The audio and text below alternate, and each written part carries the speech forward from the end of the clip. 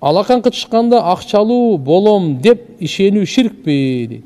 Устаз ушундай күмөндөрдөн арылуу үчүн бир күнү чоң жана кичине ширк жөнүндө айтып берсеңиз жакшы болот эле. Буюрса иншалла Кудай кааласа бир учур келсин.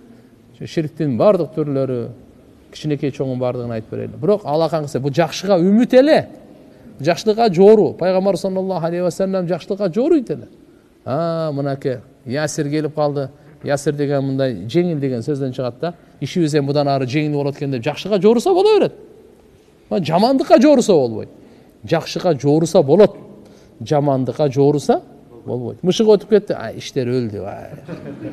Бүгүн университетке барбай эле койдум мен. Не, баары бир эки алам деп. Мен бир досум бар эле.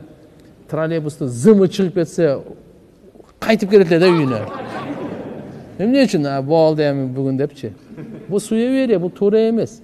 Жакшылыкка жооруса болот, ушуну түшүнүп алыңыз. Эреже жамандыкка жооруса болбойт. Мени бизде Молда Сабыр деген дамла устазыбыз бар го. Алла өмүрүнө береке берсин.